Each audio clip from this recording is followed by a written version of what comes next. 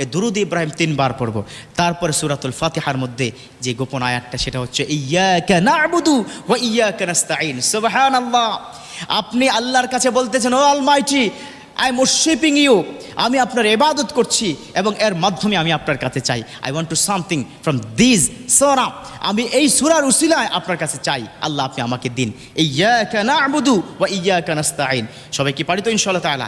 এটা যখন পড়বেন মনটাকে নরম করবেন, আল্লাহর কথা চিন্তা করবেন, আরশের দিকে উঁচু করে মাথাটা উঠাবেন আর আল্লাহকে বলবেন, আল্লাহ বিপদের মধ্যে আছি, আল্লাহ সন্তান আমার কথা শুনে না, আল্লাহ আমার স্ত্রী অবাধ্য, আল্লাহ আগে ইনকাম ছিল এখন ইনকাম নাই। যুবক তোমরা বলবে, ও আল্লাহ চাকরির জন্য ট্রাই করছি বাট আমি চাচ্ছি না, I don't get any kinds of job, আমি পাচ্ছি না, আল্লাহ আপনি আমাকে চাকরি দিন। চোখের পানিটা যখন ছেড়ে তুমি গাল পর্যন্ত যাবে, আমি আল্লাহর কসম করে বলি, তুমি যদি চোখের পানি ছেড়ে গাল পর্যন্ত আসবে, বিশ্বনবী হাদিস তিনি বলে দিয়েছেন তোমার এই দোয়া কবুল হবেই, এই দোয়া কবুল হবেই, এই দোয়া কবুল হবে ইনশাআল্লাহ তাআলা।